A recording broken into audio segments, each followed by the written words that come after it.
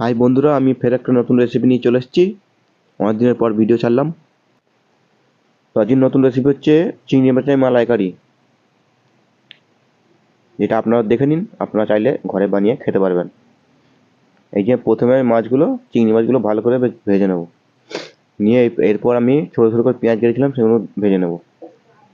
নিয়ে সে আদা রসুন তো দিচ্ছি না, আমি শুধু আদা দিচ্ছি। আদাটা খানিকটা দিয়ে তেল দিয়ে খানিকটা নেড়ে নেবো ভালো করে। আমি বেশ ভালো করে একটু ভেজে নেবো। এরপর একটু হলুদ দিয়ে দিচ্ছি, তারপর টমেটো দিয়ে দিলাম। একটু ভালো করে নাড়বো, একটু নুন ফুন দিয়ে।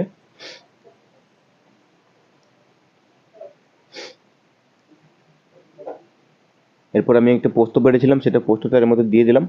দিয়ে ভালো করে একটু নেড়ে নেবো। এতে আমি কাঁচা লঙ্কাও ব্যবহার করছি না, শুকনো লঙ্কাও ব্যবহার করছি না, এই গোলমরিচ এইটাই দিচ্ছি। দিয়ে গোলমরিচটা ভালো করে দিয়ে দিলাম, দিয়ে একটু ভালো করে নেড়ে নেবো। এরপর নারকেলের দুধটা আমি চকোটে বার করে নেবো। একটু জল ঢেলে ভালো করে চকোটে বার করে নেবো। এরপর নারকেলের দুধটা আমি এর মধ্যে ঢেলে দেবো।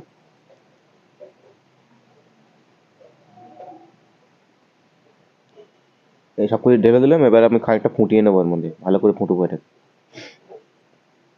এতটা ঝোল থাকবে না, গ্রেভি গ্রেভি টাইপের হয়ে যাবে, তেমন করে ফোটাতে হবে। বেশ ভালো করে আমি ফুটিয়ে জিনিসটাকে ভালো করে রেডি করে নেবো। দুটো শুকনো লঙ্কাও আছে এতে। এরপর ভালো ফুটে গেছে, আমি এবার মাছগুলোতে ঢেলে দেবো। দিয়ে ভালো করে খানিকটা ফুটিয়ে নেবো। এই যে আমার তরকারি এখন হয়ে গেছে, চিংড়ি মাছের মালাইকারি এখন হয়ে গেছে। এরপর আমি গামটা ঢেলে নিয়ে আর উপর থেকে একটু ধনেপাতা ছড়িয়ে দেবো ওর মধ্যে। ব্যাস, এই যে আমার ডিশ এখানে রেডি হয়ে গেছে, চিংড়ি মাছের মালাইকারি। আপনারা চাইলে ঘরে বানিয়ে খেয়ে দেখতে পারেন কেমন ধরা হয়েছে। তা কেমন লাগলো এই ভিডিও? ভালো লাগলে লাইক করুন, শেয়ার করুন, চ্যানেলটাকে সাবস্ক্রাইব করে নিন। আর ফেসবুকে দেখা থাকলে পেজটাকে ফলো করে নিন। প্রায় সময় আমি এরকম ভিডিও নিয়ে আসতে থাকি। খেতে খুবই সুস্বাদু হয়েছে। গরম ভাত দিয়ে বেশ 2 চামচ এরকম ঝোল আর একটু মাছ পড়ে যাবে, ব্যাস। তবে আপনারা চাইলে কাঁচা লঙ্কাটা একটু অ্যাড করতে পারেন এর মধ্যে, হয়ে যাবে সেটাও।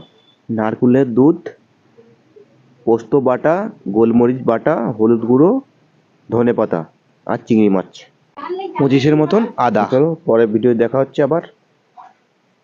ভালো লাগলে লাইক করুন।